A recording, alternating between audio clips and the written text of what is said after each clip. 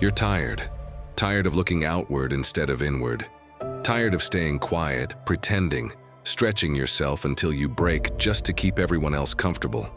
Every time you say yes when you mean no, something inside you fades away. No more looking outside. It's time to focus on you and only you. No one is coming to give you permission to be yourself. You have to take it, now, before you disappear completely. Today, you'll stop living to please others. And no, this isn't about becoming selfish, it's about coming back to yourself. In this video, I'll show you how to apply Stoic principles that will help you regain control, clarity, and most importantly, self-respect. No more forced smiles, no more uncomfortable silences. It's time to make choices that honor who you are. If you dare to face everything you've been giving up, you'll walk away from this video with a strength no one can take from you. Let's begin. Tell me, how many times have you said yes just to avoid rejection? Be brave and share it in the comments. Or if you prefer, simply write, "Today, I choose myself."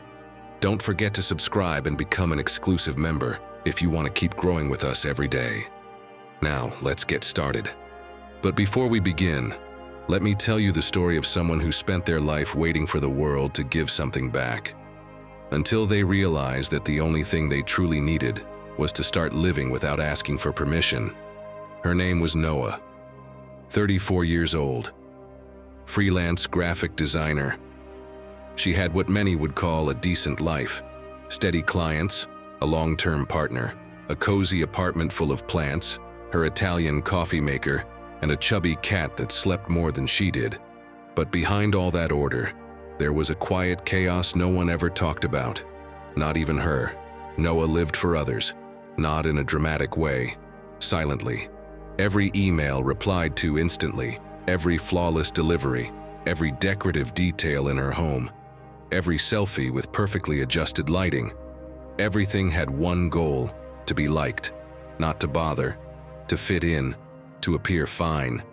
But as the years went by, something inside her started tightening, like a rope stretched to the limit. She felt it in how much it hurt to say no, in the emptiness that followed every post with tons of likes, and above all, in the emotional exhaustion she couldn't explain. The real blow came on a night that seemed no different than any other. She had gone out to dinner with the same group as always. There were laughs, plans, pictures, everything you'd expect. But when she got home, without knowing why, she sat on the kitchen floor and broke down crying. There was no tragedy, no apparent problem, just a kind of exhaustion so deep it couldn't be slept off, covered up, or reasoned away. The next morning, she got up like always, but something had shifted. She started looking at everything with a strange sort of distance. Who was she doing all this for? Which parts of her life were actually hers? And which ones were just a setup to keep anyone from suspecting how empty she felt? The answer didn't come from a book or a spiritual retreat or an inspiring talk. It came from the most unexpected place, a low-quality video on social media, where an older woman shared that she only began to truly live the day she stopped waiting for her kids to be grateful, for her boss to recognize her, or for her friends to understand her. "When I understood that nobody owed me anything, I became free again," she said. And that sentence, no epic music, no fancy filters, hit Noah right where it needed to. Nobody owed her anything. And instead of crushing her, it set her free. She started reading about the idea of taking full responsibility for your life. And as she pulled on that thread, she found Stoic philosophy. Not the classical kind from thick books, but the modern version. Podcasts, talks, posts from people who spoke about living without relying on applause. She discovered there was a name for what she was feeling: external dependence. And the Stoics had been talking about it for centuries. That your worth can't depend on how many people approve of you, but on how aligned your life is with what you decide is good, fair, and necessary. Noah didn't change her world overnight, but she started doing things differently. She deleted the apps she only used out of anxiety. She said no to a project that paid well but drained the life out of her. She stopped sharing everything. She kept things for herself. She spoke more honestly to herself in the mirror. Less self-help, more truth. Today, Noah doesn't live in a cabin or give motivational talks. She's still a designer. She still has clumsy days and her cat still has insomnia. But every time she doubts, she repeats something that stuck with her from that video. No one needs to see you. You need to see yourself. And that's her focus, that's her peace, not because the world understands her, but because finally she understands herself. And in that new silence with less noise, her real transformation began. Before we continue, if this content is bringing you value, consider subscribing and becoming an exclusive member to access unique perks. And tell us in the comments, what will be your first step to stop living for approval and start building from within without waiting for applause? Or just write, I'm a Stoic. Today I choose to walk firmly, even if no one's watching. Lesson 1. Choose your circle like it's medicine. Have you ever left a hangout feeling more drained than if you'd worked 12 hours under the sun? Being around people who suck your energy is like taking a painkiller for a headache when the real issue is in your stomach. Not only do you not get better, you actually get worse. That's what happens with your circle. Sometimes you surround yourself with people thinking they'll ease your anxiety, your insecurity, your emptiness. But what they really do is mask the symptom while the problem keeps growing. Some relationships feel like relief, but they're just distraction. Or worse, anesthesia.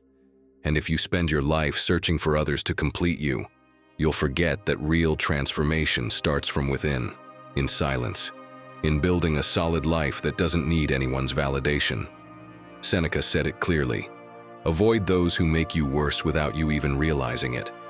Because that's the real danger, the people who drain you little by little, who don't insult you but slowly dim your light, who don't block your growth but never remind you of it either. And when you finally realize it, you've spent years justifying yourself, shrinking, and adjusting to something that gives you nothing back. Psychologist Julian Rios talks about ultra-processed relationships, the ones that seem delicious at first, all laughs, chemistry, and promises. But then they leave you with emotional hangovers, a hollow feeling, and a knot in your chest.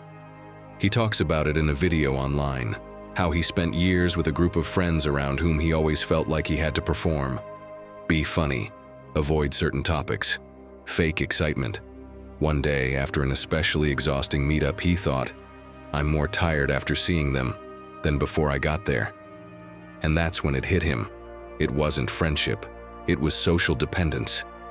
Think about this. You've met up with a lifelong friend. You're having a drink at a cafe, and as soon as you mention you're thinking of changing jobs, she frowns. Aren't you scared? Things are really tough right now. Then she adds with a forced smile, well, you've always been a bit impulsive, haven't you? Every comment is disguised as concern, but it shrinks you inside. By the end of the afternoon, you find yourself defending your choices like you're being interrogated. And when you get home, you feel smaller, more confused, more exhausted than before. And the worst part? It's not the first time. But you keep showing up. Because she's one of the old ones. Because you don't want any drama. Because letting go hurts more than staying. Even if you're paying for it with your peace. But not everything has to be negative. There are also vitamin people. The ones who don't flatter you, but ask the kind of questions that wake you up. The ones who don't applaud everything but respect you. The ones who see you falter and don't judge you, but won't let you stay stuck either. Those people are the medicine you need. And maybe now you're asking yourself, how do I know if I'm surrounded by the right kind of medicine? First, make a list of the 5 people you talk to the most each week. Don't overthink it, just write. Then, next to each name, jot down how you feel after being with them. Use emojis if it helps. Lighter, more stressed, more yourself, more confused. Second, try a 48-hour social fast with the person who drains you the most. No big announcement, no drama. Just create space and notice how your energy shifts, your thoughts, even your body language. Third, schedule one conversation a month with someone who inspires you. Not to ask for anything, just to learn, listen, or simply share a different kind of moment. It could be someone you know or someone you follow online. Message them. Leave a comment. Join the discussion. Sometimes a tiny connection can spark big changes. Tell me who you spend your days with, and I'll tell you what version of yourself you're growing into. Because you can have all the goals, read every book, and repeat every motivational quote. But if your environment is toxic, if what you breathe in is judgment, sarcasm, or resignation, you'll get poisoned without even noticing. That's why, before looking outside for what you think you're missing, check what you're letting in. Sometimes building a steady life starts with cleaning the air you breathe and surrounding yourself with people who, simply put, don't dim your light. Lesson 2. If you don't respect yourself, everything falls apart. Respect. It's so easy to give it to others, your boss, your family, even that stranger who doesn't hear a word you say. But my friend, how complicated it gets when it comes to respecting yourself. You promise you'll start that course you were so excited about, but there it is, abandoned after lesson 2. You say you'll stop procrastinating, but you hit the snooze button like it's a sacred ritual. Do you know what really happens? When you don't keep your word to yourself, you're not just wasting time. You're giving away your power. Your word loses weight.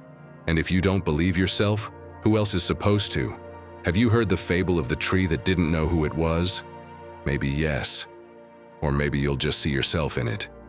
They say there was a tree, always anxious because it didn't know what it was supposed to be. The oak told it to be strong and solid. The apple tree said it had to bear fruit. The willow said it should be graceful and flexible. And so, trying to please everyone, the tree tried to be all of it at once. But it couldn't. It always failed at something.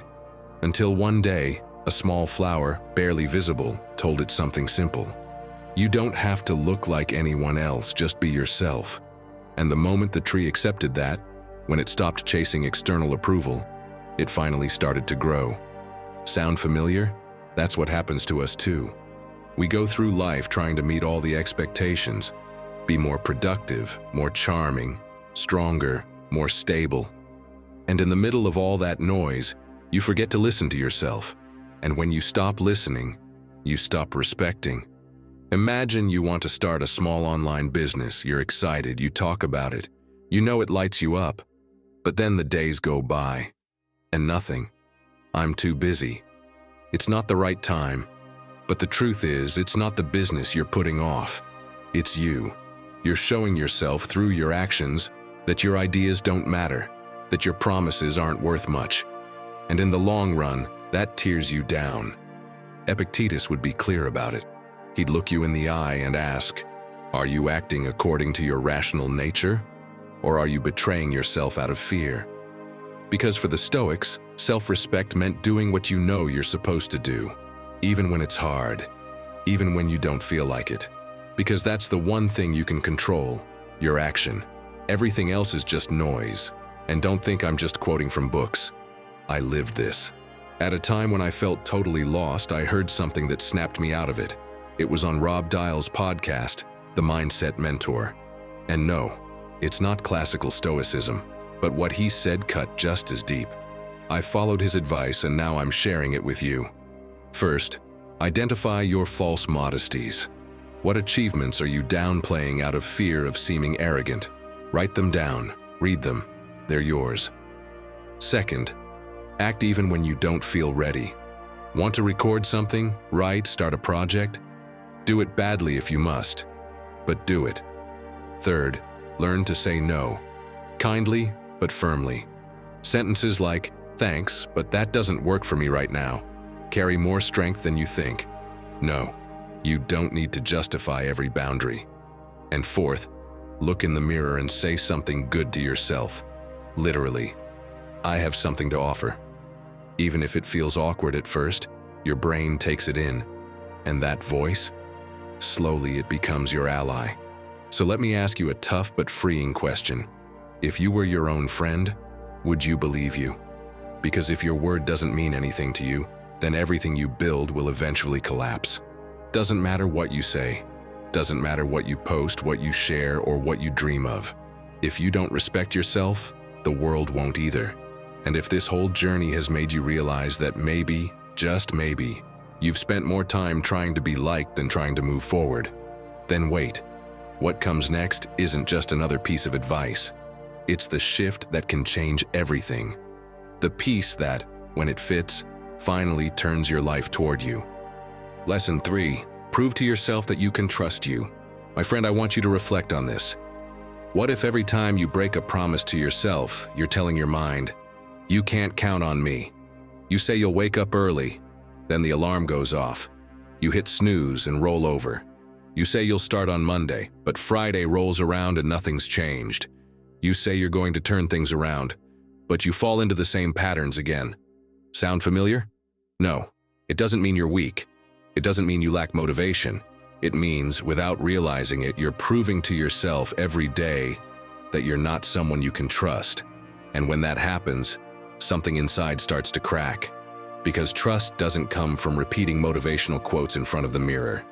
It comes from keeping your word, from your promises carrying weight, even when no one else hears them. And I'm not saying this from a pedestal. I've been there too. There was a time when I made giant to-do lists. Wake up at 6, meditate, read, eat healthy, work out, study a language, start a project. And in the end, I wouldn't stick to even 2 of those things. The result? Frustration, and a little voice inside whispering, "See? You always do this." Until one day I'd had enough. I made myself one promise, just one. For the next 7 days, I won't touch my phone in the first hour of the day. That's it. No extreme changes, no miracle habits. Just that. And I followed through, and you can't imagine how much that meant to me. It wasn't about the habit itself. It was the feeling of, I said it, I did it. That's when I realized I didn't need to change my whole life. I just needed to believe in myself again. Slowly, quietly. That's when trust started growing. And from that day on, I've done whatever it takes not to disappoint myself. Epictetus said you shouldn't be ashamed of needing help. What you should be ashamed of is doing nothing about it. And many times, the first help you need is to stop sabotaging yourself, to stop letting yourself down, to stop betraying yourself with pretty excuses that mean nothing. And you know who talks about this with admirable clarity? Seth Godin. He's a writer, a speaker, one of the most original thinkers in the marketing world. But he didn't always have confidence in himself. For years, he tried to publish his books and received over 800 rejection letters. Even his own publisher gave up on him after several low-selling releases. That's when the doubts crept in. Doubts about his talent, his worth, his path. For a while, as he's openly shared, he thought maybe he wasn't good enough. Maybe he was wasting his time. But in the middle of that fog, he made a radical decision. To stop waiting for outside validation and start showing up for himself. To create without asking permission. To write every day. To keep going, even when he wasn't sure. And that's when everything changed. Because he understood something most people still don't get. Confidence doesn't come from results. It comes from commitment. That's why he says, confidence is not a promise of success. It's a decision to show up. That's it. To show up. To follow through. Even if it's not perfect. Even if it's hard. Even if no one's watching, it's not blind faith, it's real consistency. It's the moment you stop telling yourself stories and start writing them with your actions. I know you're ready to prove that your word means something. So here's a challenge. Choose one promise so small you have no excuse not to keep it. A micro-action. It could be not touching your phone first thing in the morning, or writing down one sentence at the end of the day, or doing one push-up every morning. But do it for 1 week. No failures, no negotiations, no explanations. And if you miss a day, don't justify it.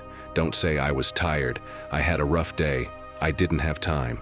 Say the truth. I didn't do it. Period. It's uncomfortable, yes, but it's also the start of a clean conscience. A conscience that looks you in the eye. Because only when you take full ownership can you start to change.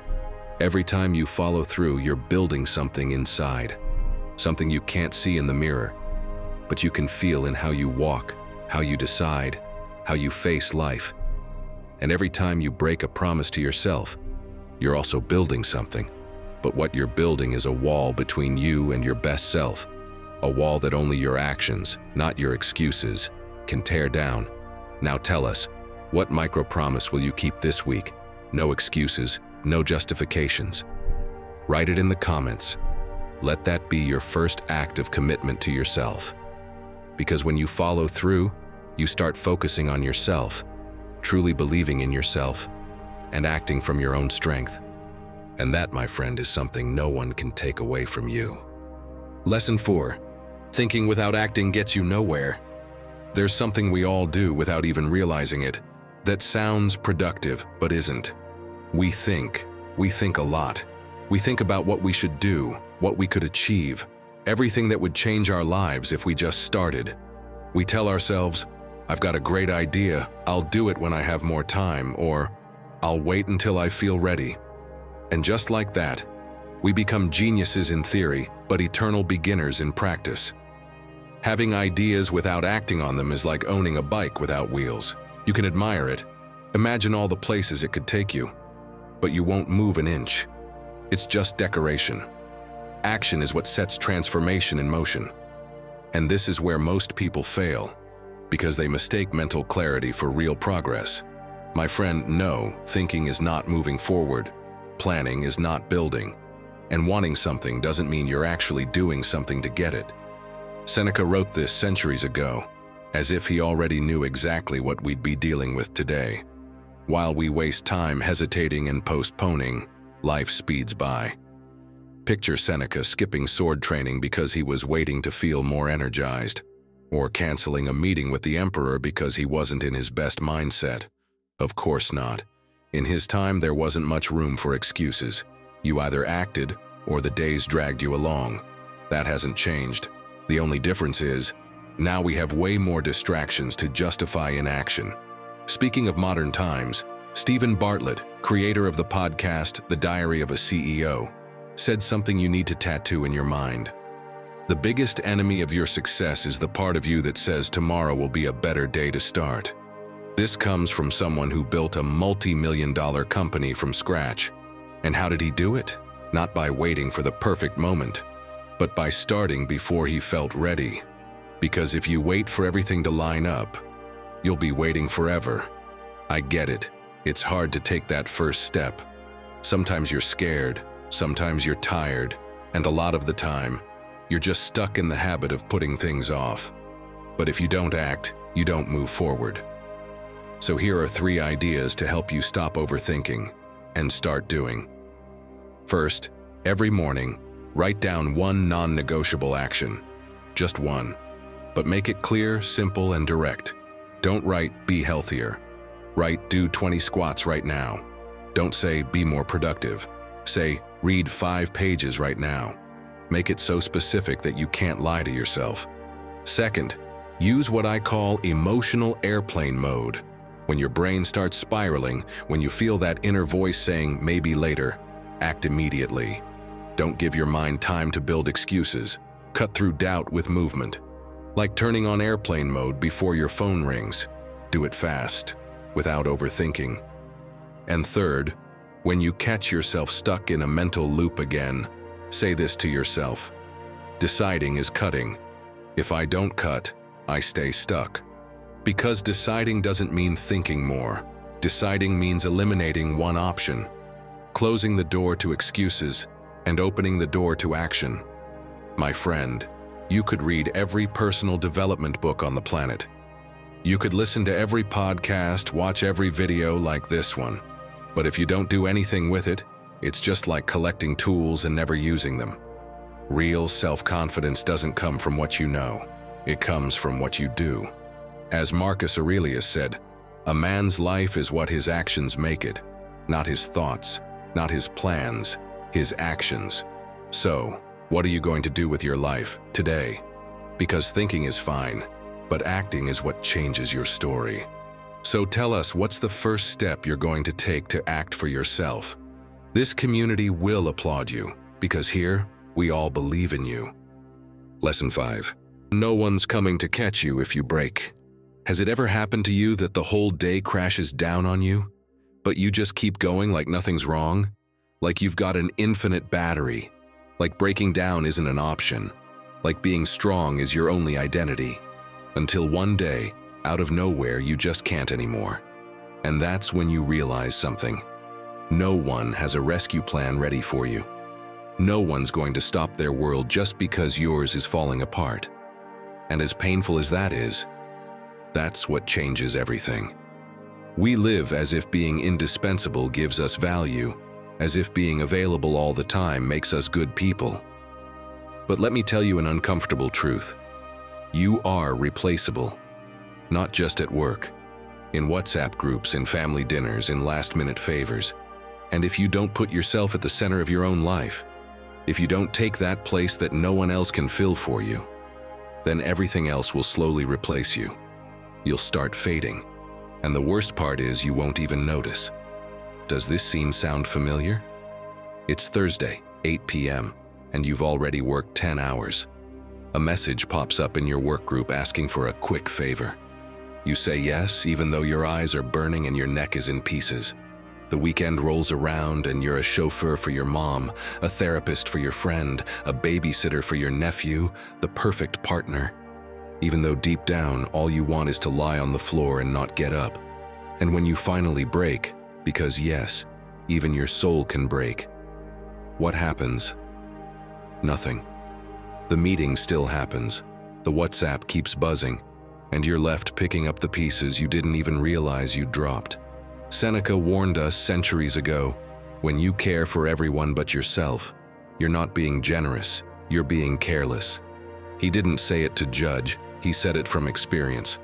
Because if the Stoics knew one thing, it's this. You can't act with virtue if you don't first build your inner strength. It's not selfishness, it's foundation. It's the bare minimum you need so you don't collapse.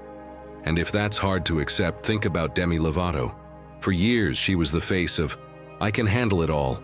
Success, tours, interviews, smiling. But it was all a front. In her documentary, Dancing with the Devil, she says something that hits you in the gut. My life became a performance, but it wasn't a stage. It was a cage. And that cage eventually shut. She collapsed. Because just pushing through isn't enough. If you're not okay on the inside, sooner or later, everything falls apart. I'm sorry to say it, my friend, but you've abandoned yourself.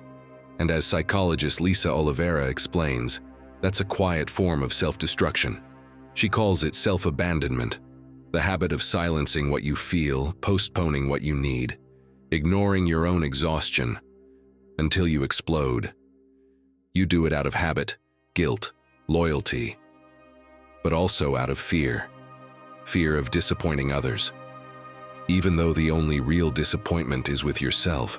And yes, I know this part sounds intense, but just picture Seneca getting a late meeting invite at 9 p.m., glancing at his soul cultivation calendar and saying in a dry voice, "No, my friend, I've got an appointment with my peace." If even he would set boundaries, why wouldn't you? Are you ready to start taking care of yourself without guilt? Then do this. Turn off your phone 1 hour before bed. Don't let anyone else access your energy when you don't even have enough for yourself. Call it mental hygiene. And what can you do during that hour?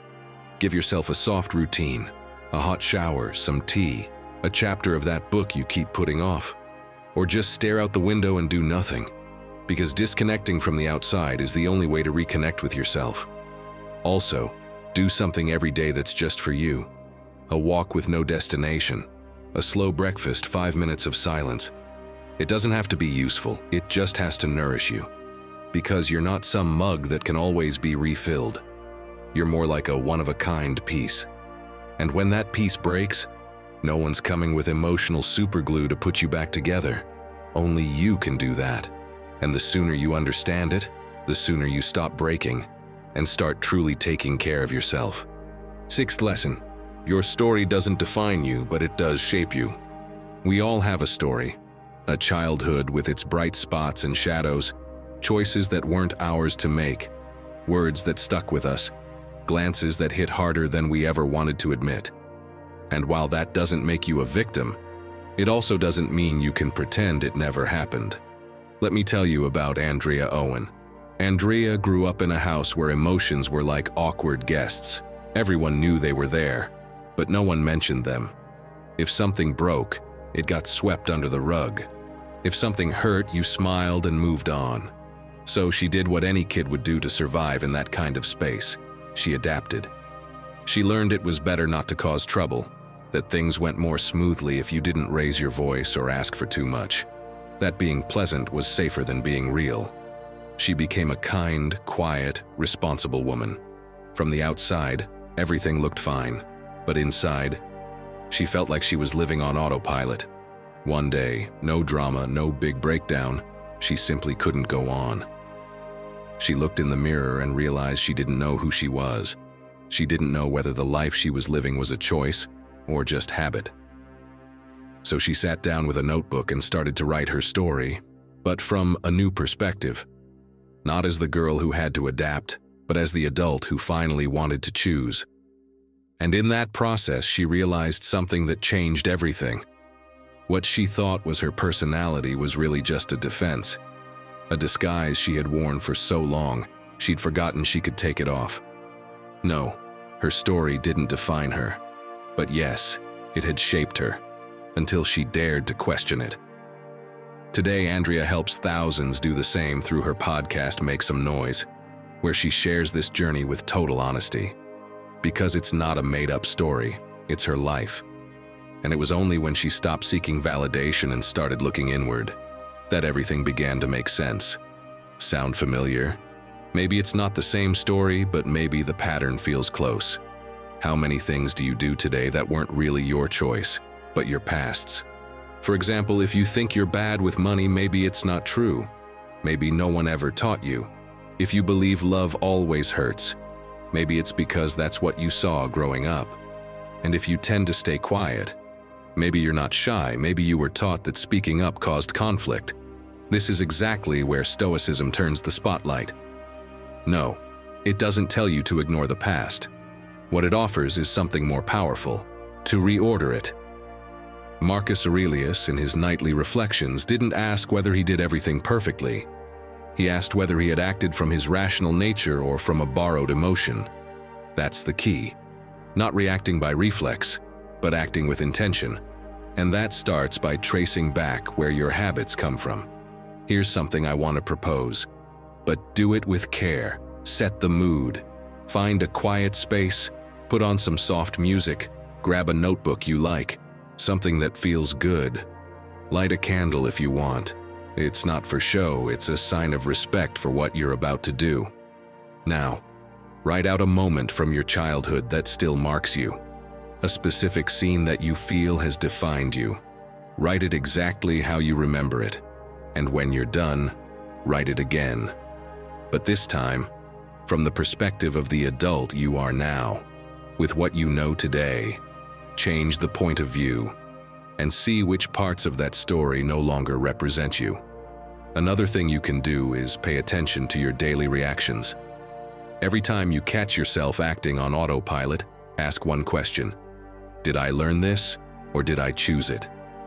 Just by doing that, you're already starting to take your power back. And if you want to go deeper, record yourself. Seriously. Get in front of your phone camera and tell yourself the new version of your story. Not the painful one, the one that learned, the one that used all of it to grow. Because, my friend, it's time to stop living according to what others taught us, imposed on us, or expected from us, and to finally start building a life that's steady on the inside, even if no one claps for it.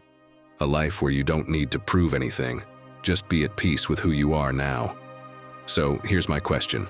What if what you call your personality is just your past playing on repeat? Then you're not stuck. You're just distracted. Rewrite it, my friend. There's still time. And if you feel like sharing that new version of your story, we'll be reading the comments. We're here to support you. Lesson 7. Become so strong that nothing can break you. Ed Lattimore didn't wake up one day saying, "I'm going to change my life." No, of course not. He woke up one day with a swollen face, a sick stomach, and a deep emptiness that not even alcohol could hide. It was just another morning, but with one crucial difference. For the first time in years, he dared to look at his reflection and whisper, "I can't keep going like this." He was a boxer, yes. He had learned how to take hits in the ring, but outside of it, each day left him more beaten. The hangovers, the excuses, the chaos, they were destroying him from the inside. And there, right at that breaking point, where many give up, Ed made a decision that changed everything: to stop self-destructing. He started to rebuild himself with trembling hands, but with a conviction he had never felt before. He quit drinking. He distanced himself from the people dragging him down. He started writing, studying, creating a life with purpose. It wasn't quick or easy, but it was real. And when he talks about strength now, he's not talking about muscle. He's talking about character. He says, being strong isn't about enduring everything. It's about building yourself so solid that what used to break you doesn't anymore. That's the key. Because no, life isn't about dodging every punch. It's about becoming someone so steady on the inside that no punch can knock you out. You're not going to be able to control every storm, but you can learn to walk through the rain without losing your step. That's where true strength lies, in inner steadiness, in quiet discipline, in the determination to keep going even when everything seems against you. And maybe you don't see it yet, but you've already made it through things that would have crushed others, and you're still here. You may not feel invincible, but you've endured more than you realize. What's ahead isn't about surviving anymore. It's about shifting from endurance to transformation, from holding on to forging yourself. Marcus Aurelius, one of the most powerful men of his time, understood this better than most. He ruled during wars, plagues, betrayals, and still he wrote, "The art of living is more like wrestling than dancing." Because living isn't about moving gracefully under perfect lights. It's about enduring, adapting, and advancing even in the mud. He didn't speak from theory, he spoke from practice, from a place of responsibility, pain, and purpose. And his strength didn't come from his title. It came from his mind. And this is where you can begin to strengthen yourself. Because when you learn to focus on you, to trust what you're building inside, and to act from your principles instead of reacting to everything outside, you transform. Not into someone who can endure everything, but into someone who no longer crumbles at anything. So, when the storm hits, when something shakes you hard, one thing that can help is this. Write down the 3 hardest things you've already overcome. Read it. Remember it. Go back there. Because if you made it through that, why wouldn't you make it through this? Another powerful habit is to create your own strength ritual. It doesn't have to be complicated.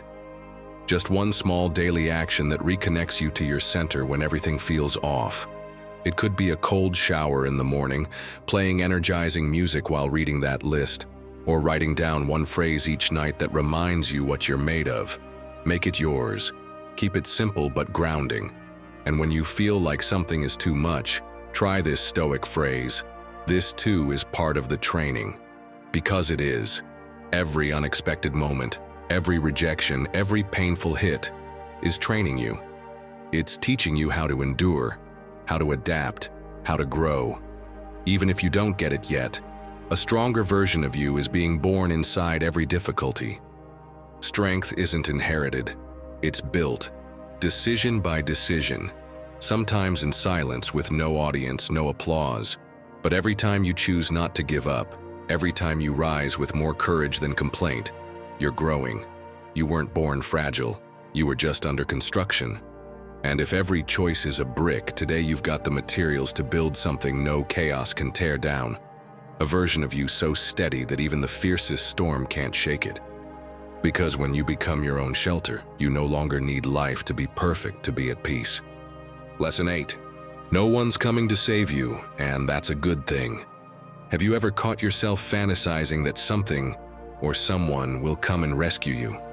An unexpected message that changes everything, an offer that pulls you out of that job you hate, a person who arrives, understands you, and fixes you from the inside without needing an explanation.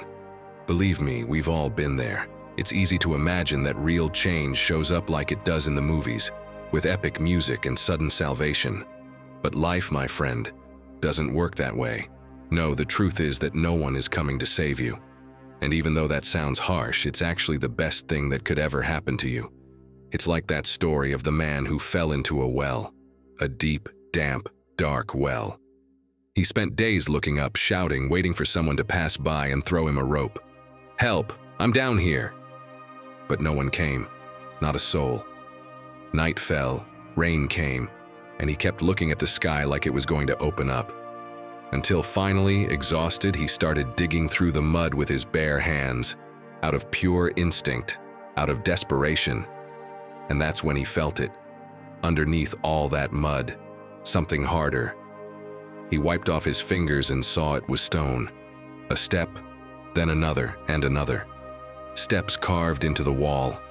They had always been there. He just never looked for them, because he was so obsessed with being rescued. It never occurred to him that the way out was buried right there in the mud, where no one else could see it for him. That's exactly what we do when we place our power outside of ourselves, when we believe that something external will give us the life we want.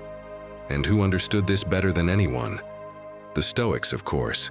Epictetus said, "Don't seek for events to happen as you wish, but wish for events to happen as they do, and your life will go well." It's an elegant way to remind you that the sooner you accept that no one else is coming to change your reality, the sooner you'll start truly moving forward. Do you know what they call this in today's world?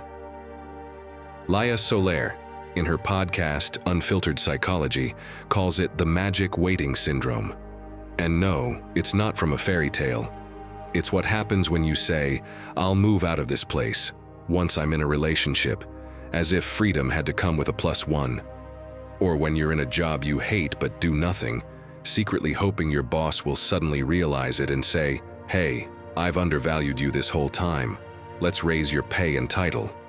Or when you know you want to join a gym, move to another city, start that project, but instead of acting, you wait for a sign, as if a glowing neon message will show up saying, "Now's the time, do it." And in the meantime, you do nothing, you just wait. But the truth is, my friend, that sign isn't coming. Because the only person who can authorize your change is you. Think about your own life for a moment. Are you waiting for your boss to recognize your talent before you dare to ask for that promotion? Waiting for that person to say they feel the same before you take a step? Are you waiting until you have more time, more energy, more motivation to start the gym, the book, the change? If so, you're handing over the wheel of your life to something you can't control. You're postponing your transformation because no one's clapping, and in the meantime, time keeps moving. So, are you ready to change this? I want to propose 3 things. First, write down clearly what you're waiting for. Literally, put it on paper. Are you waiting for your partner to change? For anxiety to go away on its own? For your finances to fix themselves without addressing them? Write it all down. Then cross it out, do it for real. That thing you're waiting for isn't going to show up the way you think. Second, ask yourself with brutal honesty what you would do if you knew no one was coming to help. If you knew that everything you don't do for yourself will simply remain undone. Where would you put your energy? What would you stop postponing? And third, do just one thing today that doesn't depend on anyone's permission. Don't post it, don't explain it, don't look for applause, do it in silence. For you, because that's where real change begins, in what you do when no one's watching. My friend, stop looking up at the sky waiting for helicopters. What you need is already beneath your feet. Your legs, your decision, your next steps. That's your way out. And it's right under the mud you haven't dared to move in years. 9th lesson, your focus shapes your destiny. Your focus decides your life. But lately, it feels like your life is being decided by the algorithm. And you, without even noticing, just keep scrolling. You wake up wanting to have a productive day, and before you've even put on your socks, you've already watched 3 cooking videos, 2 political debates, and 1 random opinion about a celebrity you didn't even know existed. And then you wonder why it's so hard to focus on what truly matters. No, I'm not blaming you. We live in what psychologist Luis Calderon calls a structural attention deficit. Everything is designed to distract you, to split your attention across 1,000 things, except you. And little by little, you drift away from what actually helps you, what transforms you, what builds you. Because if you spend the whole day consuming other people's lives, when exactly are you going to build your own? Look, I know you want to change. You want to get better.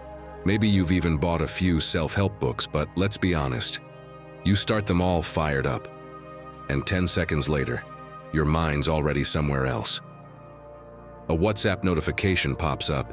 You suddenly remember to check if there's a sale on that app where you always buy stuff you don't need. And next thing you know, you've spent 20 minutes watching someone else's perfect life in stories. And your transformation? Still on pause, waiting for you to come back to yourself. Let me tell you something you might not like. To the market, you're not a person, you're a product. Your attention is bought and sold. That's why they don't care if you transform, if you chase your dreams, or if you're slowly burning out inside. But you, my friend, should care. Because if you're not the one deciding where your energy goes, someone else will do it for you.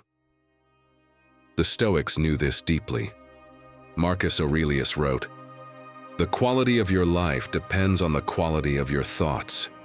But today, the problem isn't even that we think poorly. It's that we don't think at all. We just react to whatever shows up, whatever pings, whatever sparkles, never to what actually matters. And what matters?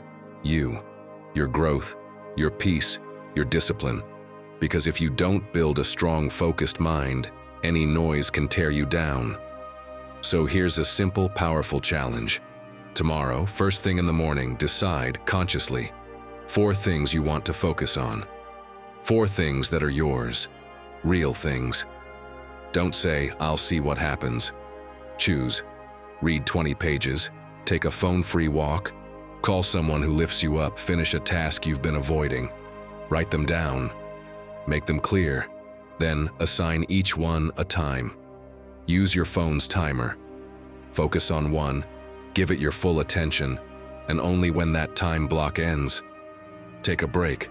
And yes, even that break should be planned. Not because you're a machine, but because your attention needs structure if it's going to survive. This might seem small, but it's the first step toward reclaiming your focus. And when you reclaim your focus, you start taking control of your destiny. Because everything you want, everything you dream of, depends on your ability to choose what gets your mind. Your focus shapes your destiny. And that's not just a cute quote to post on Instagram. It's a warning. If you keep letting others choose for you, your life will drift by on autopilot. But if today you choose to look inward, to make yourself a priority, to protect what feeds your mind, everything starts to change. So tell me, what are the 4 things you're going to focus on today? Write them in the comments, because every decision you make with intention is another brick in the solid life you're building. Not perfect, but yours. Lesson 10. Live like you have nothing left to prove. If tomorrow were your last day, would you really dress the same, go to the same places, talk to the same people? Would you keep editing your life just to earn applause?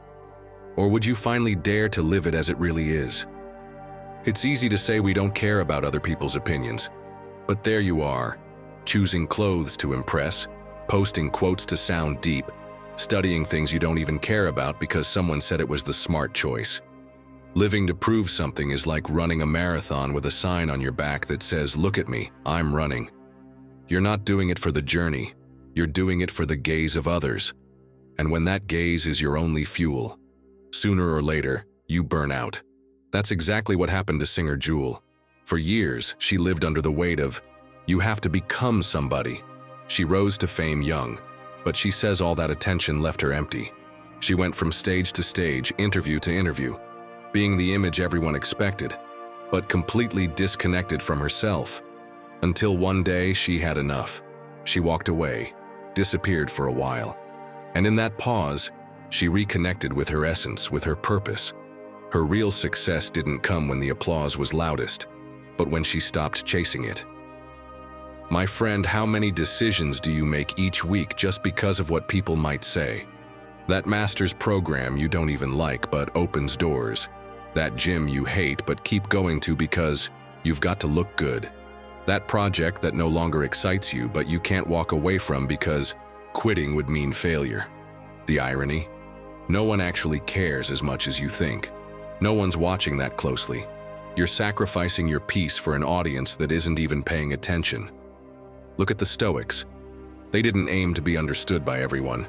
They aimed to be true to themselves. Epictetus said it clearly. If you want to improve, be prepared to be called insane.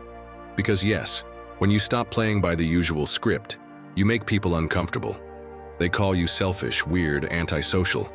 But what they're really seeing is that you're no longer playing their game. Try this. Every time you make a decision, ask yourself if the phrase, "What will they think?" shows up alongside it. If the answer is yes, breathe and do it anyway. That's where freedom begins, when you act even if your image takes a hit. Here's another challenge. Go a whole week without posting anything, without explaining yourself, without sharing your wins or moves. Just live and try this visualization. You're about to make a big decision, and no one on earth will ever know. Would you still make it? That's your signal. That's how you know it's really for you. My friend, true transformation doesn't happen when everyone understands you. It happens when you finally understand yourself. So go for it. Live like you have nothing left to prove. Because the truth is, you don't. Lesson 11. It's time to believe it. You've done the hard work. You've emptied the backpack, cleared your mind, chosen new paths, walked away from people who drained your energy. You've pushed through days with no motivation, acted without waiting for applause, and proved to yourself again and again that yes, you can. But there's still one thing left, and it's the hardest part of all. What if the final step wasn't doing more, but accepting who you are now? Because it's not enough to move forward if you're still dragging around the idea that you're not enough. It's like running a marathon, and then standing at the finish line with your head down, thinking you only made it by luck. Let me tell you something. A couple of years ago, a friend of mine was preparing for a competitive exam. He spent almost 2 years at it, waking up at 5 every day, turning down plans, skipping trips, giving up weekends. Every second was devoted to studying. On the day of the exam, he crushed it. He got the position, he did it, but do you know what he told me a week later? I think I got lucky. It was probably just because the others were nervous. And it broke something inside me. Because that's when I understood. The problem wasn't his effort. The problem was that deep down he still didn't believe he was enough. That's what's happening to you, even if you haven't seen it clearly yet. You're doing the work, you're growing, you're changing, but you're still looking at yourself through the eyes of your old version, the one who doubted, who sabotaged themselves, who always found an excuse not to take the leap. And no, my friend, you're not that person anymore, you just haven't accepted it yet. Believing in yourself isn't about repeating motivational quotes. It's about daring to look at yourself with respect, with truth. It's about accepting that you don't need to wear any more masks, that you don't need more proof to feel legitimate, that everything you've already done speaks louder than your insecurities. And yes, I know, it's hard. It's hard to sit in the space you built with your own sweat. It's hard not to run. It's hard not to seek approval. But that's where real freedom begins. Psychology puts it simply, the brain doesn't know the difference between reality and conviction. If you decide to believe you're small, even with the world at your feet, you'll still walk hunched over. But if you really decide to believe it, if you look in the mirror and tell yourself, yes, I did this, everything changes. Stephen Pressfield, author of The War of Art, says it like this. At some point, the warrior realizes he's no longer training. He's ready to fight. And you're there. You're no longer practicing. You're living what you once dreamed of. All that's left is to own it. The next time you doubt yourself, remember this line from Epictetus. First, say to yourself what you would be, then do what you have to do. You know why you need to remember that? Because you already did it. Now you just have to believe it. If this whole journey has meant anything, it's this. Believing in yourself isn't the end goal. It's the key that unlocks everything else. Because when you do, you no longer need applause or permission or validation. You start living for you, by you, with you. And believe me, once you get there, there's no going back. Lesson 12. Someday is killing you. Imagine Seneca in his robe telling his assistant, "Put meditation on my schedule, once I get organized." Maybe in a couple of years. Sounds absurd, right? That's exactly how ridiculous it sounds when you say, "When I have time, I'll start the project. When things calm down, I'll take care of myself. Once this rough patch is over, I'll do something for me." Spoiler, that patch never ends. There's always something more urgent, and without realizing it, you keep postponing the most important thing, yourself. I'm telling you this because I used to do it too. I remember an interview that could have changed a lot in my career. I'd been preparing for weeks. It was one of those once-in-a-lifetime chances. But on the very day, my partner asked for help with a task that wasn't even urgent. They said they could reschedule, that it wasn't a big deal. And I said yes. I canceled. I messaged the company with some lame excuse. I thought, well, if it's meant to be, another one will come. But the truth is, it wasn't fate that closed the door. It was me. I chose to prioritize everything, except my commitment to myself. And it was after that moment that I came across a quote by Marcus Aurelius that shook me. "Do not act as if you were going to live 10,000 years. Death hangs over you. While you live, while it is in your power, be good." And being good, my friend, also means keeping your promises to yourself.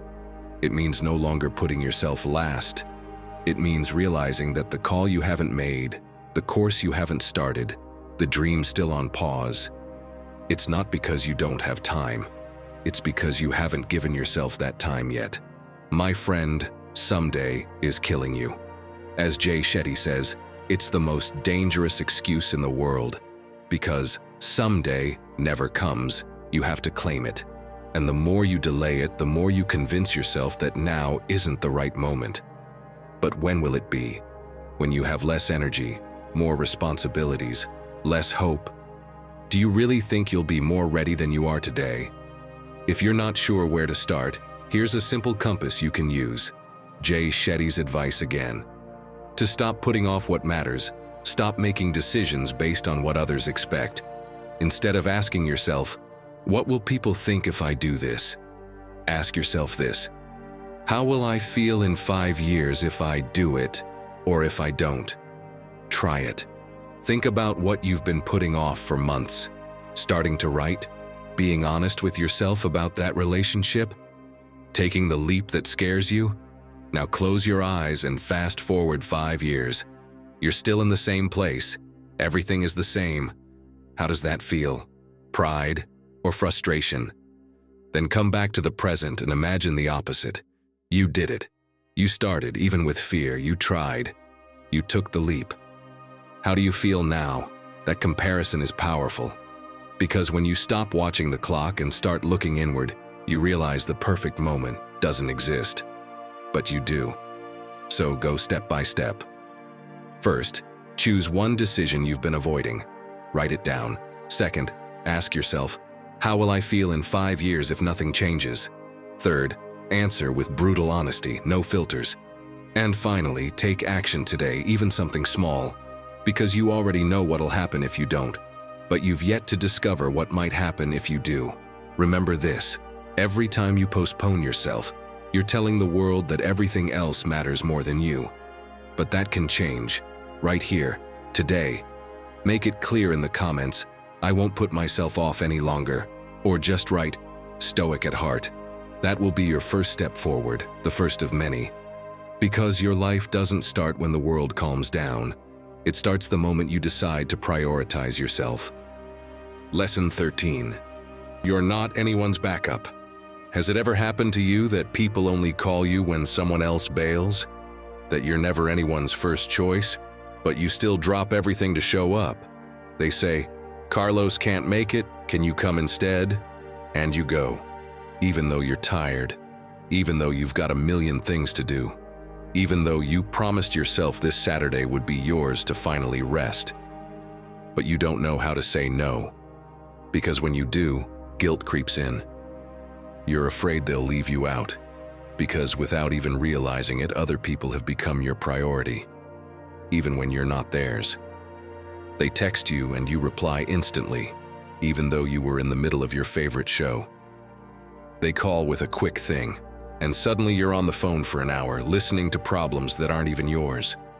They invite you to a meeting only because no one else could go, and you show up, prepared, involved, hoping that this time they'll count on you for real. But no, you're not there to decide, just to fill in. And when you need something, that's when the phones stop ringing. That's when "I'll let you know" never happens. And the worst part? You keep showing up every time like you're everyone's backup plan, except your own. Like your life can stay on pause while people ask for favors, while they need you, while you keep abandoning yourself. Because saying no scares you. You're afraid they'll exclude you, afraid of seeming selfish, afraid that if you finally start putting yourself first, you won't know who you are. But my friend, let me make something clear. No one is going to give back the time you lost putting out fires that weren't yours. It's like you're that half-dry pen everyone uses because it's always there. Never the favorite, never the prettiest. But it works. Until one day, it runs out of ink. And what do? They toss it without a second thought. And you, who were always available, realize no one was truly there for you. They used you until you were drained, and now you're left alone with the exhaustion. That's exactly what happened to Mel Robbins. On her podcast, she's blunt. For years, she couldn't say no. She said yes to everything. Meetings, favors, commitments, even when she was falling apart inside. Until one day, she woke up with no energy, no voice, no motivation. And she realized she had erased herself, disappeared behind everyone else's needs. That was her turning point. She started saying no, blocking out time in her calendar for her priorities, showing herself respect, and what she thought would feel like rejection turned out to be freedom. You know who else had it figured out? Seneca. He didn't sugarcoat it. No wind is favorable to the sailor who doesn't know where he's going, because if you keep changing course every time someone needs you, when are you steering your own ship? If you live just to be available, your life becomes someone else's calendar. And my friend, the time you give away doesn't come back. So if you want to take back control, it starts with putting yourself at the center. If you're tired of being everyone's backup, listen to this. First, stop replying instantly, not to punish but to honor your own pace. If you're watching a movie, finish it. If you're eating, enjoy it in peace.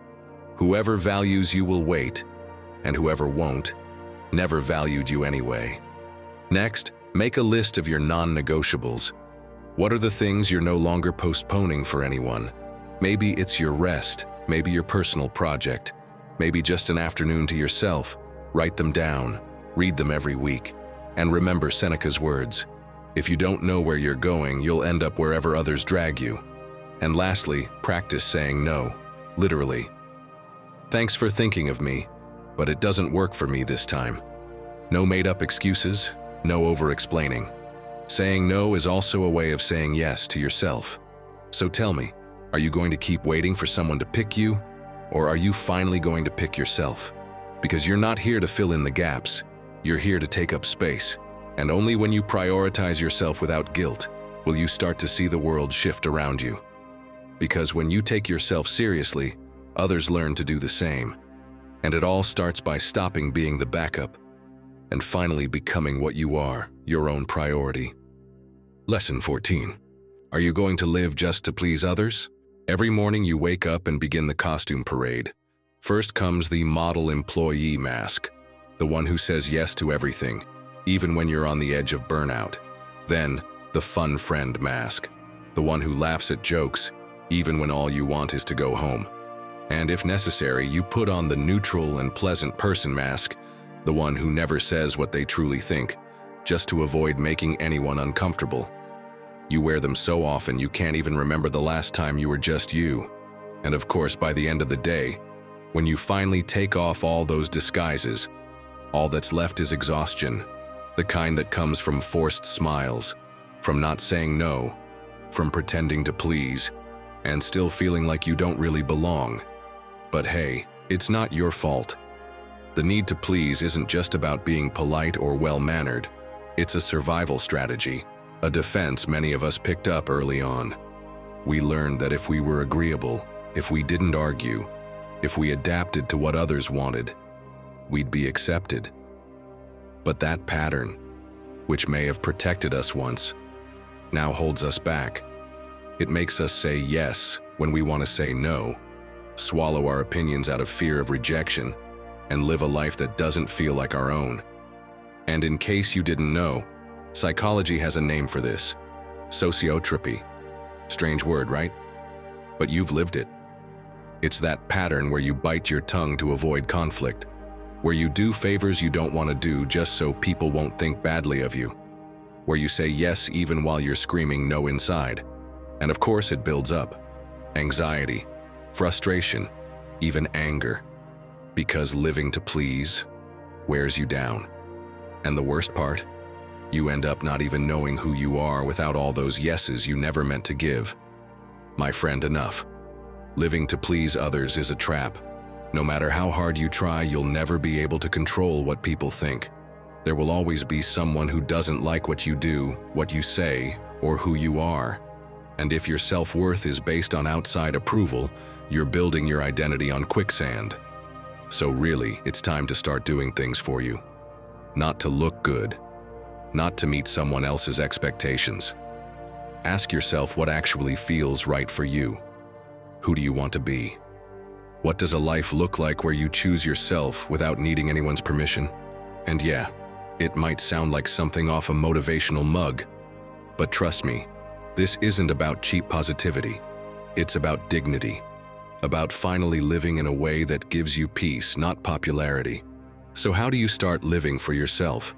First, start noticing when you're censoring yourself.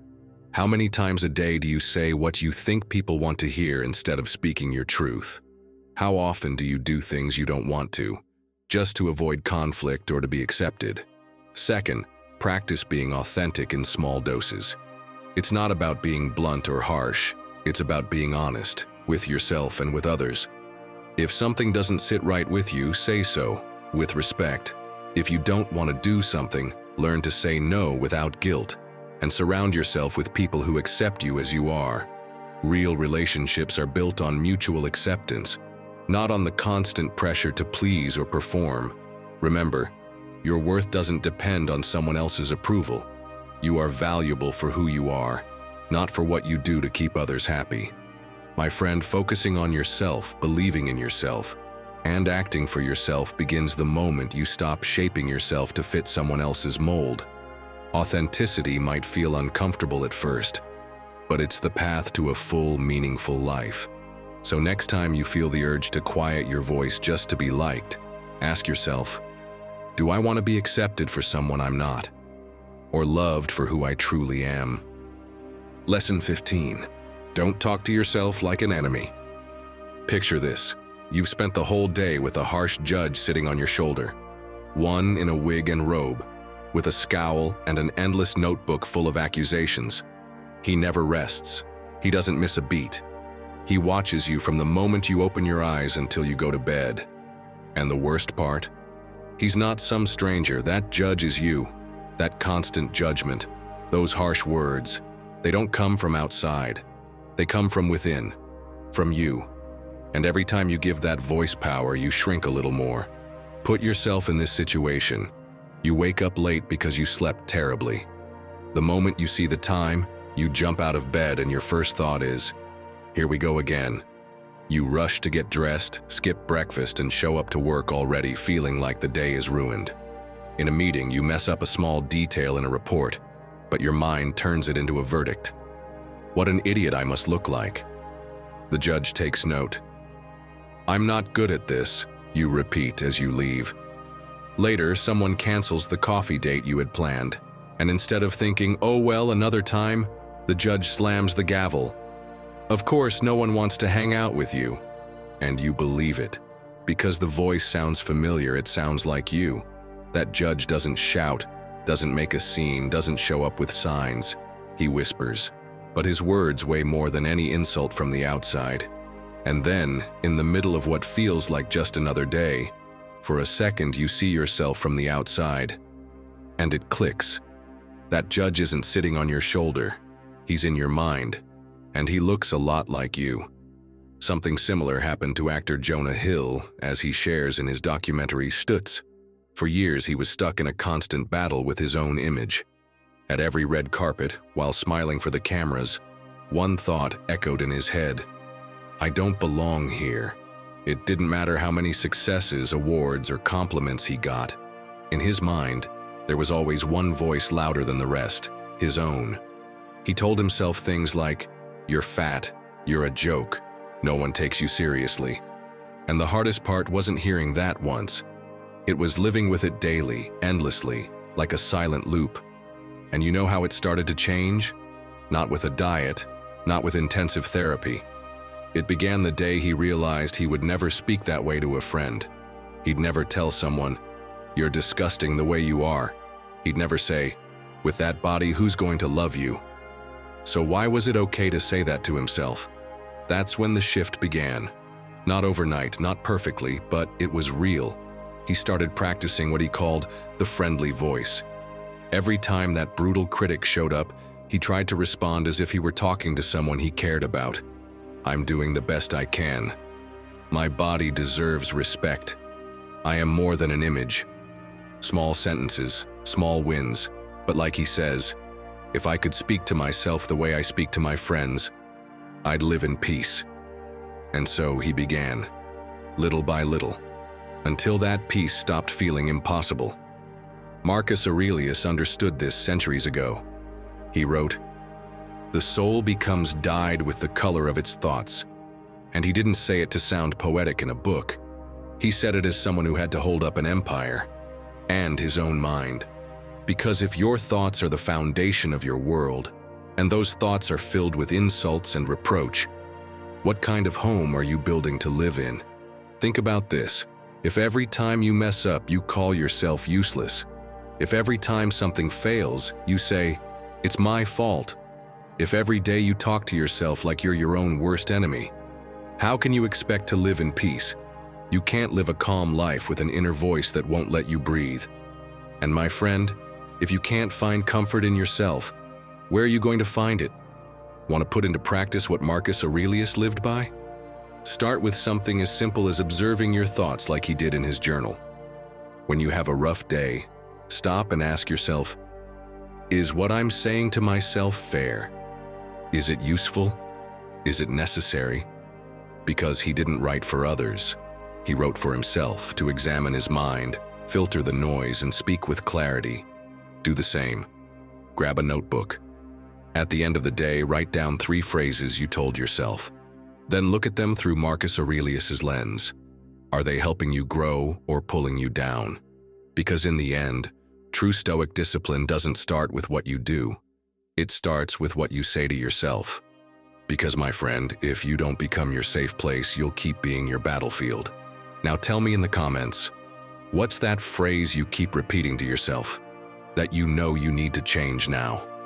Or just write, Stoic at heart, to remind yourself that starting today, your inner voice can become your ally too.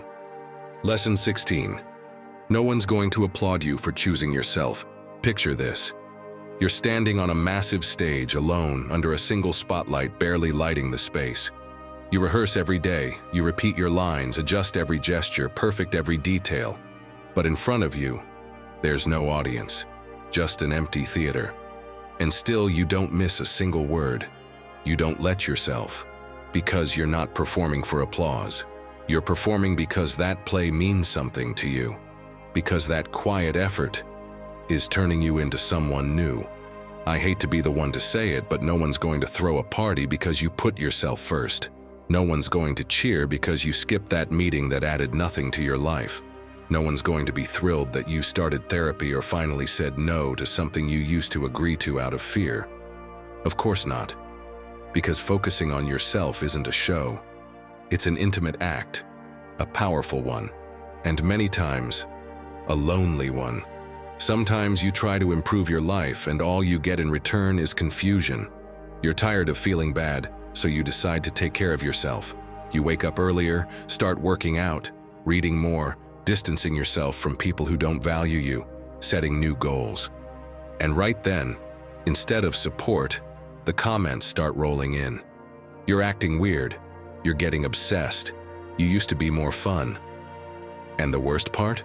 Some of these comments come from the people you care about most.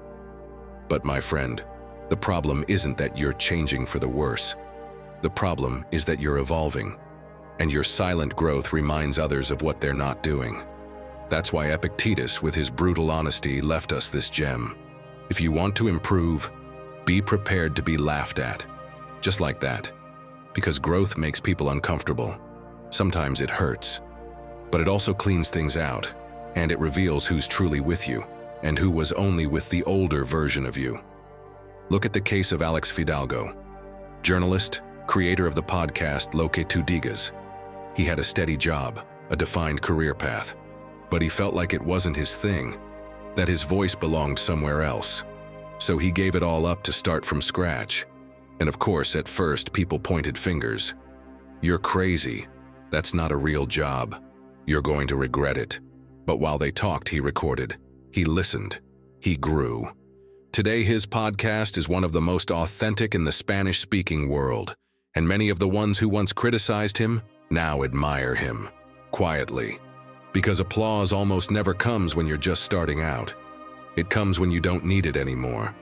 So, how do you keep believing in yourself when no one seems to value it? First, create your own private progress file. Nothing public, nothing you post online, just for you. A notebook, a note on your phone, a folder on your computer where you write down what you're achieving. From that tough conversation you finally had, to that night when, instead of sabotaging yourself, you went to bed at peace. It's your silent proof that you're choosing yourself. Also, learn to spot those comments disguised as concern, the ones that sound nice but actually hold you back. You're isolating yourself. Take it easy, don't you think you're going too far? If they're not helping you become your best self, then no, you don't need to listen. Remember, you're not being selfish for growing. You're being brave for putting yourself first. And every night before bed, gift yourself this phrase: today, I chose myself. And that's enough. Let no one else say it. Let no one else shout it. Let it come from you, softly but firmly. And what if real success is just that? Being able to look back and say, I stayed true to myself when no one was watching. I respected myself without waiting for applause. I built myself from within. Because when you stop living to be liked and start living to be real, that's when everything finally makes sense. You no longer need stages or masks, just you, at peace with yourself. And that, my friend, is already a victory. 17th lesson. You don't know how to focus your mind. My friend, I'm going to tell you something you might not like, but you need to hear it. You're not wasting your time.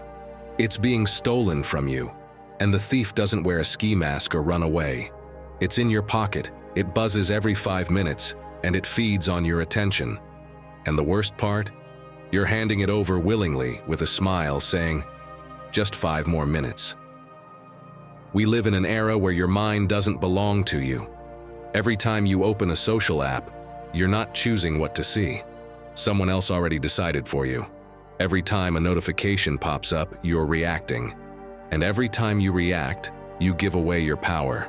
The strange thing is, you don't even notice. Because you're busy. Really busy. Doing a lot of things, but none that bring you closer to yourself. Think of your attention like a lighthouse beam.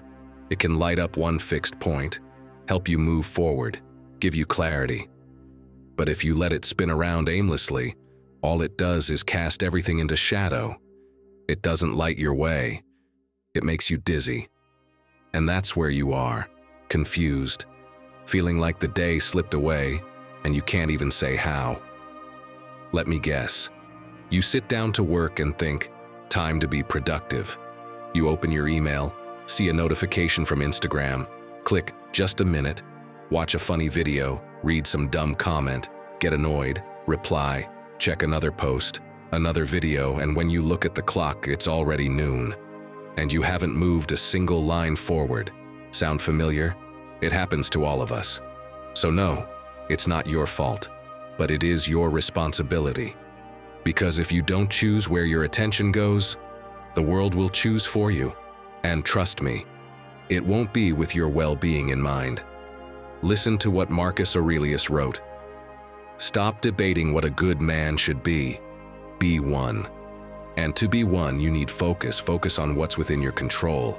Because if you go through life letting everything steal your attention, you'll end up the lead actor in someone else's script. And if Marcus Aurelius saw you now, with 4 tabs open, your phone in your hand, and your mind anywhere but on you, I guarantee he'd grab your phone and throw it out the window of the Colosseum. Now let's be serious. You need to train your attention like a muscle, because it is one. And no, multitasking isn't the solution. It's part of the problem. Andrew Huberman, a neuroscientist at Stanford, explains it clearly. Your brain isn't built for multitasking. Every time you switch from one thing to another, you lose focus, energy, and clarity. So how do you start focusing on yourself, believing in your ability, and acting with direction? Here are 3 simple but powerful steps you can start using today. First, choose just 3 priorities for the day. Write them down, not in your head, on paper. And every time something new tries to sneak into your day, ask yourself, does this fit with my 3 priorities? If it doesn't get in, period. Second, create a Stoic hour. Block out 1 hour a day. No phone, no notifications, no interruptions. Just you, doing what matters to you. Reading, writing, studying, building your project. Whatever it is, as long as it comes from you. Protect it like others protect their nap time. Third, train your focus like endurance. Do short, focused sessions without distraction. Start with 10 minutes and build from there. Make it hard on purpose. And when it starts to feel tough, that's when the real training begins. And don't worry, you don't have to do it perfectly. What matters is that you start taking back control of your attention, that you stop being a slave to the algorithm, to what others expect, to fake urgency. Because the more you train your mind to focus on you, the more confidence you'll feel. And the more confident you are in what you're doing, the easier it is to act from your center. That's the secret. It all starts with learning to direct your attention, to guard your mental energy like it's gold. Because it is. So let me ask you something. What if the internet went down tomorrow, worldwide? No social media, no emails, no content to consume. Where would you put your attention? What would you work on? What would you build? Maybe, my friend, that's where your real freedom begins. Lesson number 18. Your mirror is talking to you. Every morning you look in the mirror while you wash your face, fix your hair, or brush your teeth. But you do it in a rush, without really looking. You check for dark circles, make sure your face looks okay for a video call, see if anything's out of place. But you don't ask the most important question: how am I really doing? That quick glance is like inspecting a car only from the outside. Are the tires full? Is the paint shiny? And then you move on. But you never pop the hood. You never check the engine. Until one day it breaks down in the middle of the road, and you say, I didn't see it coming. But you did see it. You just didn't want to face it. My friend, ignoring yourself is also a form of abandonment. There are signs you've been sending yourself for a while now. That knot in your stomach every Sunday night. That lack of drive when you wake up. That sudden anger that catches you off guard. But you cover it up. With work, with errands, with to-do lists. And while you're doing everything for everyone else, you still can't give yourself 5 minutes to really check in. It happened to me too. For months, every night while I washed my face, I felt this pressure in my chest, but I brushed it off. I told myself, I'm just tired. Tomorrow will be better. Until one night I looked in the mirror, and I didn't recognize myself. My eyes were dull, my face was tense, my skin looked dry, but the most jarring part wasn't physical. It was the feeling that I didn't know who that person was. I just stood there, still, and the thought was crystal clear. Who even is this? That's when I realized this wasn't random. I wasn't just feeling off. I had been neglecting myself consistently, day after day, quietly. Marcus Aurelius understood this centuries ago. He didn't talk about mirrors, but about something even deeper, inner reflection. In his meditations, he wrote, "The soul becomes visible to itself when it withdraws and observes its own movements." He wasn't talking about your reflection in the bathroom mirror. He meant introspection, the ability to stop, ask yourself how you feel, what you need, what you've been ignoring. Because the most honest mirror isn't the one in your home, it's the one inside you. And yes, we can imagine Seneca looking at his reflection in the water and saying, "The beard looks good today, but what a night of insomnia." Even if it's said with humor, at least he'd admit it. You, on the other hand, keep dodging that uncomfortable conversation with yourself. But for how much longer? So, my friend, the next time you look in the mirror and feel like something's off, don't run. Psychologist Julia Christina recommends something she calls a self-check-in, a habit that seems simple, but changes everything inside. It goes like this. Every day for 2 minutes, look at yourself in the mirror. No phone, no distractions, just you. And ask yourself how you're really doing. Honestly, no filters. Are you okay? Are you pretending? Do you feel frustrated, excited, exhausted, confused? Name it. Say it out loud. Then talk to yourself. It might feel awkward at first, but it works. Say something you'd say to a close friend if they were feeling the way you do. Something like, "You're doing the best you can," or, "I don't want to keep going like this." That voice, your voice, can be the spark that ignites real change. And if you discover something painful, if you notice sadness or anger or exhaustion, don't cover it up with distractions. Write it down, get it out. Because what you don't acknowledge ends up controlling you. The mirror doesn't lie. And if every time you look in it you feel like something's missing, like there's a disconnect, like there's a shadow in your reflection, maybe it's not your hair, your clothes, or your fatigue. Maybe it's that you stopped seeing yourself a long time ago. And if you can't see yourself, how can you prioritize yourself? Because learning to put yourself first doesn't start with big moves. It starts with something as simple as daring to really look. And that, my friend, is the first step back to yourself, to taking back control, to transforming your life from the inside out. Lesson 19. Don't mistake peace for comfort. There's a kind of peace that isn't peace at all. It just looks like it. It's the calm of someone who's too afraid to shake things up. Someone who leaves everything as it is, not because they're in harmony, but because they're scared of losing the little stability they've got. That kind of false peace feels a lot like falling asleep with your eyes open, like living on autopilot, like pretending everything's fine because, well, at least no one's yelling. But inside there's noise. It's like when you say it's fine, and deep down you've got a full-blown storm brewing, one with a name, last name, and zip code. You say you're okay, that you'd rather avoid arguments, that stirring things up isn't worth it. But then you can't figure out why you're having trouble sleeping, why you're always tired, why something in you feels like it hasn't taken a deep breath in weeks. My friend, maybe what you call peace is just a fancy way of hiding from yourself. Stoicism doesn't promote that passive kind of peace. It doesn't invite you to silently endure or bottle up your feelings. Quite the opposite. Marcus Aurelius spoke about acting in line with your rational nature. And he wasn't sitting in his room writing pretty phrases. He was running an empire. He made tough decisions every day, faced betrayals, illness, war. And still, each night, he asked himself if he had acted with integrity. That's real peace, the kind that comes from looking in the mirror and knowing that, even if things aren't perfect, at least you're not betraying yourself. I've swallowed that comfortable peace more times than I care to admit. At a family dinner, one of my cousins, with his usual smug little grin, said, "Well, what do you know about stress? You make your living like some kind of bohemian." He said it in front of everyone casually like it was nothing, and everyone laughed like it was just an innocent joke. I laughed too, lowered my head, and changed the subject.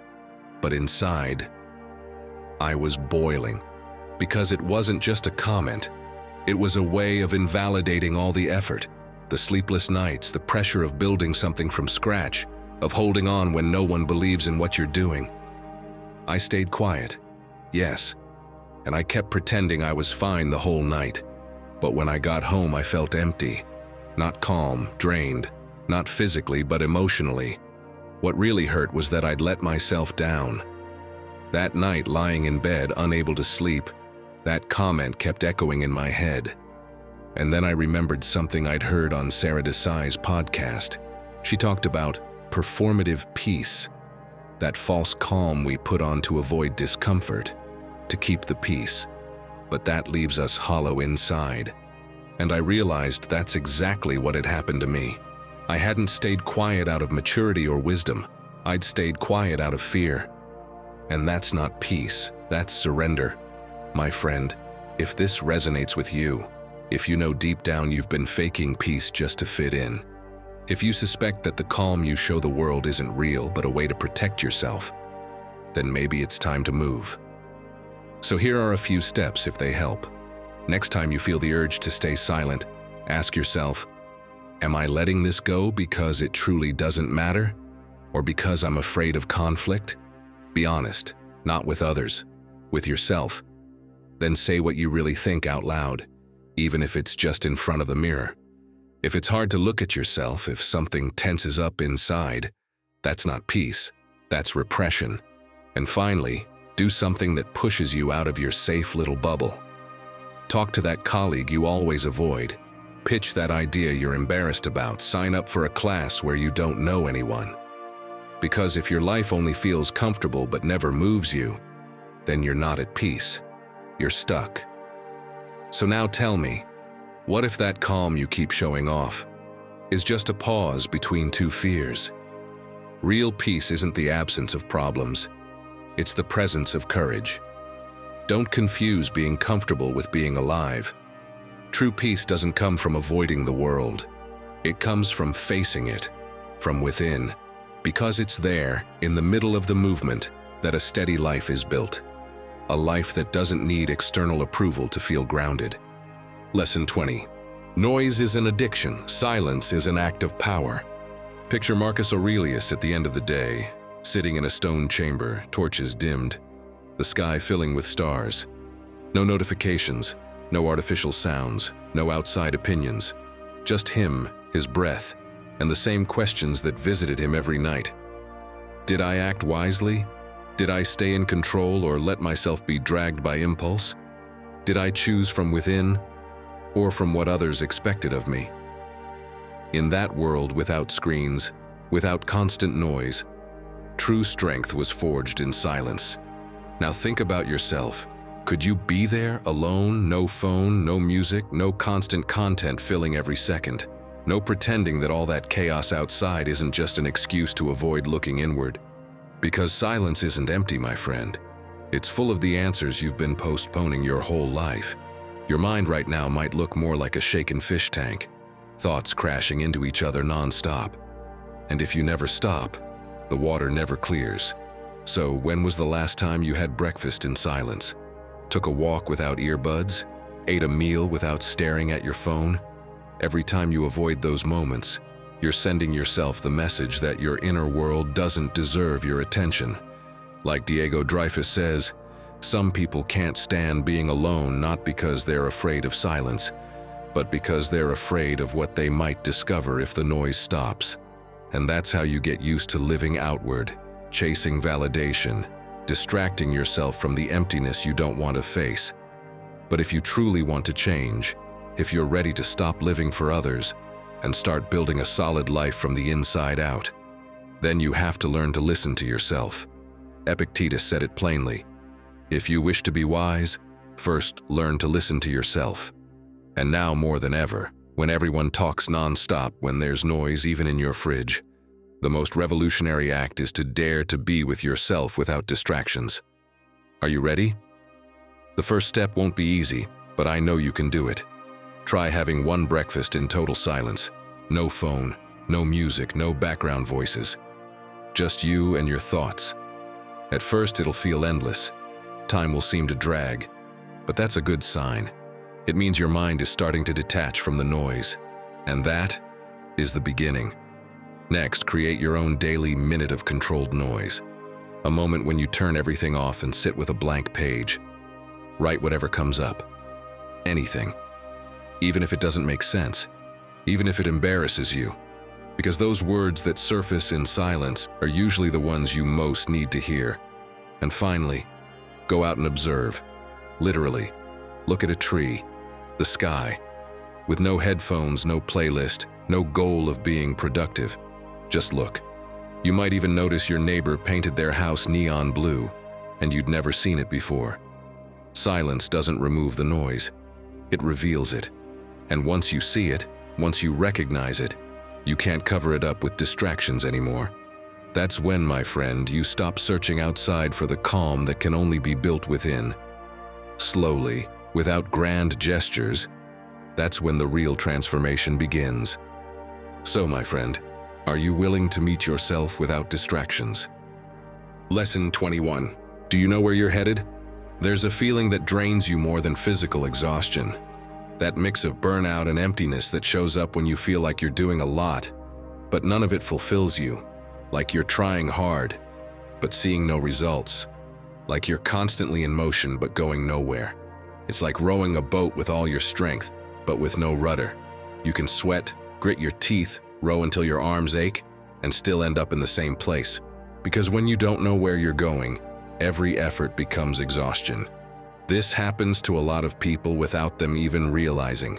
They sign up for tons of courses, start multiple projects, pack their schedule with tasks, commit to everyone. But when the end of the month comes, they feel like they haven't moved. Why? Because they've been putting out fires, running in circles. They're busy, yes, but not connected to what they truly want. They're not building a life. They're just surviving in the chaos. And I'm not the only one saying this. Seneca said it centuries ago, with a line so relevant it might as well have been written for you. If a man does not know to what port he is sailing, no wind is favorable. You can have discipline, motivation, even talent. But if you don't know where you're aiming your energy, you're just drifting through the sea of urgency. And no, you didn't come into this life for that. Because when you don't have a clear direction, everything distracts you. Any opinion shakes you. Any setback knocks you down. But when you know what you want, your focus sharpens, your confidence grows, and even your smallest decisions start to make sense. That's what makes the difference. Not living in reaction, but acting from your own center, from what you want to build. Productivity expert Thomas Frank puts it perfectly.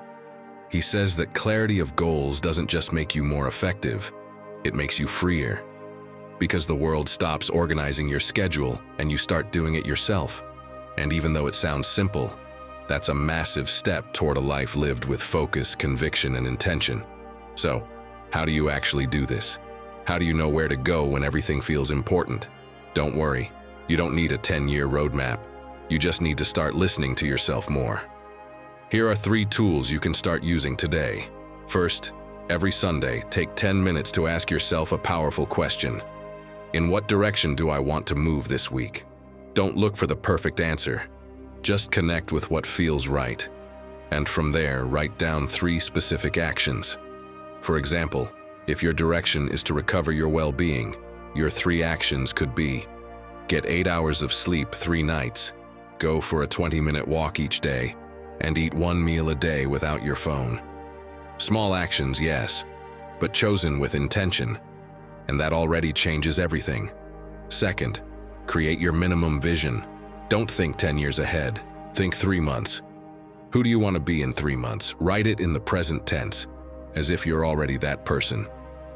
I'm someone who finishes what I start. I'm someone who respects myself and sets boundaries. I'm someone who makes time for what matters. This exercise doesn't just give you clarity, it gives you emotional direction, because you're not just dreaming, you're designing. Third, when you feel lost or overwhelmed, go back to that vision and use it like a compass. Ask yourself, does this bring me closer to or further from the person I want to be? You don't need every detail to be aligned, but your most important decisions should point in that direction. And if it's still hard, think about this. Even the biggest ships need to adjust their course from time to time. What matters isn't having the whole map. What matters is not letting the sea decide for you. You don't need grand plans, just a clear direction. Because when you know where you're going, your focus strengthens, your confidence locks in, and every step stops being a doubt and becomes a decision. That's how you start moving for yourself, trusting yourself, and acting from what you want, not from what others expect. And that, my friend, is already living for real. Lesson 22. Every obstacle is training you. You walk into an empty room. There's only a chalkboard, a chair, and a tall figure with arms crossed and a stern look. That's your obstacle. It's not here to greet you or make things easy. It's here to test you. And the first thing it says is, you're not here to complain, you're here to learn. That's how your lesson begins. A lesson you didn't ask for, but one that, if you pay attention, can teach you more than any self-help book ever could. Because yes, obstacles disguise themselves as enemies. But in reality, they're your mind's personal trainers. They pull you out of your comfort zone, make you sweat, stumble, think. And most importantly, they bring you back to yourself. To that place where, without distractions or excuses, you're left with only one option: to grow. Let me tell you a story so you see I'm not exaggerating. Miriam Fernandez was born with cerebral palsy. Doctors said she'd never walk, but she didn't believe them. Years later, not only was she walking, she was singing, giving talks, standing on stage sharing her story. She won a talent show and gave a TED Talk where she dropped a line that still echoes in many minds. The barriers aren't in your legs, they're in your mind. She didn't ask for an easier life. She became stronger. And do you know why? Because she understood that every challenge she faced was like lifting an invisible weight. And the heavier it was, the more strength she built inside. And that, my friend, applies to you too. I know your story isn't the same. Everyone's is different. But I can guarantee that you too have a teacher in front of you, dressed up as a problem. And even if you hate it now, one day you'll understand what it was trying to teach you. Picture this. Your car breaks down right before an important meeting. Your whole day gets messed up. Everything gets delayed and you're stressed. Do you know what can actually help you in that moment? Stoic philosophy, with a phrase from Marcus Aurelius that feels written for exactly this. What stands in the way becomes the way. In other words, don't run from the obstacle, turn it into your training ground. Maybe that delay forces you to reorder your priorities, to ask for help, to practice patience. And that, even if you can't see it yet, is shaping you. Because every tough situation forces you to choose, react or respond, complain or grow, run away or face it. And that moment, right there, is where character is built. Where, without realizing it, you're learning. Learning what? To focus on yourself, to trust your own resources, and above all, to move according to what you choose, not what the world throws at you. And since I know you want to start turning obstacles into tools, here's something you can try. Write down the name of your biggest current problem. It could be something personal, financial, family-related, anything. And next to it, write down a skill you're developing by facing it. Maybe you're learning patience, or humility, or how to set boundaries. And you didn't notice it because you were too busy suffering instead of stepping back. This simple shift changes the narrative. It's no longer, why is this happening to me? But, what is this doing for me? Also, when you're facing an obstacle, try not to stress more than necessary. Pause for a second and say in your mind, this is training me. Even if you don't feel it, even if it sounds ridiculous, say it. That phrase is like a switch. It doesn't change what's happening on the outside, but it shifts what's happening inside. And that's where real change begins. And yes, I know, it's hard sometimes, but hear me out. Every time you choose not to give up, you're building a character strong enough to carry anything. And that's what this path is about. It's not about everything going well or expecting the world to go easy on you. It's about focusing on yourself, believing in your strength, and acting from that inner place no obstacle can touch. And if you start looking at your problems that way, you're already winning. So my friend, stop fighting your obstacles. Look them in the eye. Ask them what they came to teach you, and above all, use them to become unstoppable. Now tell us in the comments, what obstacle marked a before and after in your life? What lesson did it leave you? Maybe by sharing it, you'll help someone going through something similar today. And if you don't know where to start, just write, "This obstacle is training me," because sometimes putting it into words is the first step to transforming it. Lesson 23, be quiet and prove it. My friend, what's the point of saying you're going to change if you already know you won't? How many times have you promised to start on Monday, only for Monday to bring just another excuse? Do you realize you've become your own saboteur? When you're always talking about what you're going to do but never actually doing it, what you're really looking for is a pat on the back, some quick validation. But that's not prioritizing yourself. Truly prioritizing yourself, my friend, is doing what you need to do, even if no one sees it, even if no one claps for you. Picture this. You tell your friends you're going to change your habits, that this time you're getting up early, putting your phone away at night, eating well, and working out. You get hyped up by their, "That's awesome," and "Good for you."